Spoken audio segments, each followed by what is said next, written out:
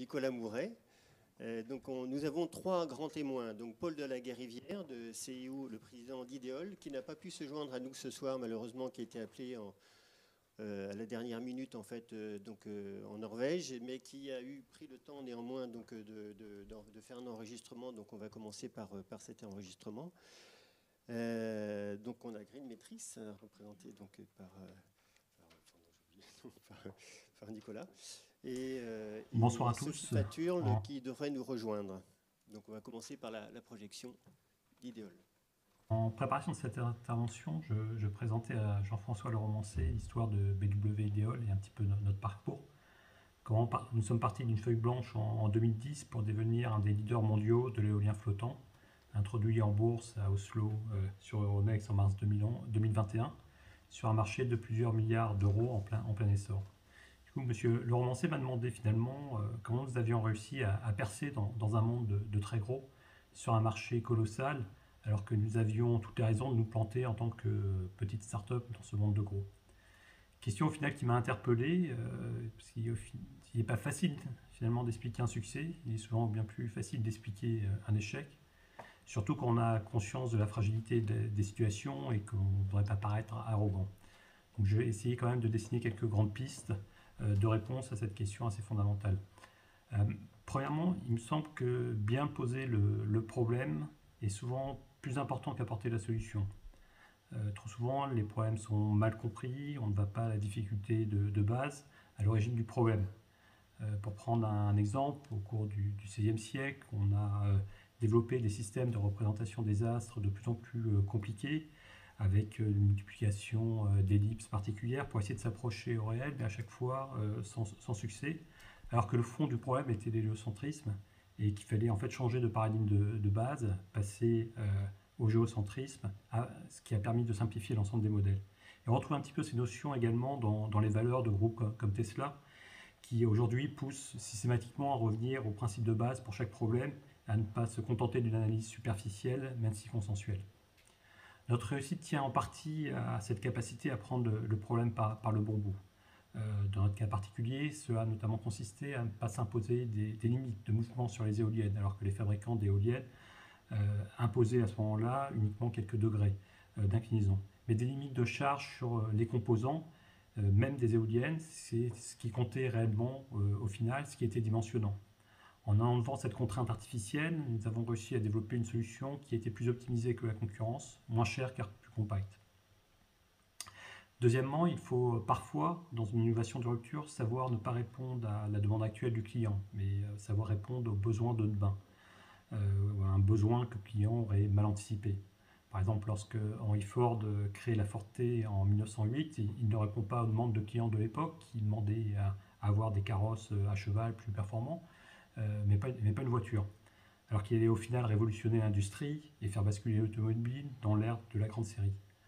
De notre côté, toute proportion gardée, évidemment, le consensus du marché était en 2010 à la création de BW Idéol que l'éolien flottant n'émergerait pas avant mi-2030, que l'éolien en mer posé allait continuer à dominer encore pendant de nombreuses années, alors que nous anticipions de notre côté une émergence bien plus rapide que cela du flottant, du fait des contraintes fortes limitant le développement du posé et parce que le flottant est finalement bien plus adapté à l'environnement marin.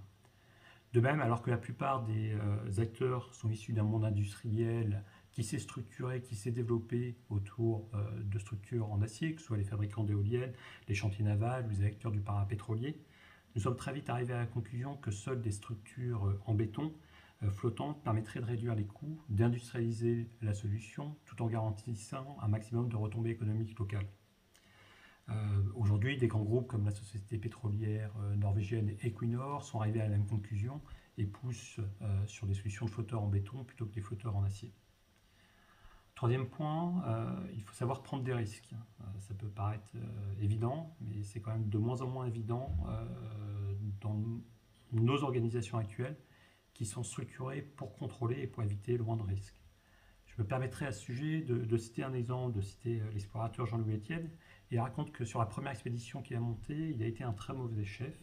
Il s'agissait de faire l'ascension d'une paroi au Groenland, et après trois semaines de navigation, en fait, l'ensemble des équipes se sentaient mal, Et ils ont décidé de faire une autre voie, qui était une autre ascension que celle prévue, qui était moins risquée. Et la conclusion pour Jean-Louis Etienne, c'est qu'au final, ils sont tous revenus mécontents. Les meilleurs, car ils ont été frustrés, et les moins bons, les plus craintifs, car ils n'ont pas réussi à se dépasser. Et donc l'erreur a ainsi été d'écouter les craintes et de ne pas prendre de risques. À la création de BW Ideol, à la base, la création d'elle-même est une prise de risque. Nous ne sommes pas partis d'un produit existant à la recherche d'un marché, ce qui est souvent le cas lors d'une création d'entreprise. On est parti du besoin de marché, on est parti de l'inverse. C'est-à-dire qu'on a défini quels étaient les besoins de marché, on a réuni une équipe qu'on a chargée de développer un produit pour répondre à ces besoins de marché. Évidemment, quand ça marche, on a un produit qui est parfaitement adapté aux besoins de marché, mais on prend le risque qu'au final, au bout de quelques mois, on n'ait pas de produit et qu'on doive tout arrêter. Finalement, dernière caractéristique, pourquoi on a réussi, c'est sans doute notre capacité à aller vite.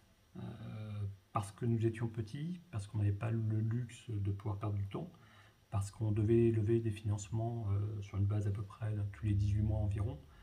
Il était essentiel, on n'avait pas d'autre choix que de cranter des résultats dans l'intervalle. Donc depuis l'origine de BW Ideol, j'ai vraiment l'impression d'avoir une horloge greffée dans le cerveau. Chaque instant qui passe demande des résultats. Nous n'avons pas le luxe de nous tromper en chemin. Nous devons à chaque croisement faire le bon choix, ou du moins sans attendre, sans tergiverser. Globalement, il ne s'agit sans doute pas d'une recette pour la réussite que l'on puisse appliquer à la lettre avec une certitude sur le résultat, mais plutôt d'un témoignage de ce qui a marché une fois. Je pense que la capacité de s'adapter, de créer sa propre voie, restera de toute façon essentielle. Et c'est sans doute le sens premier du mot originalité, qui pour moi est ce qui caractérise le mieux et qui est la première qualité attendue d'entrepreneur. Je m'excuse de n'avoir pas pu participer physiquement ce soir à ces rencontres avec vous.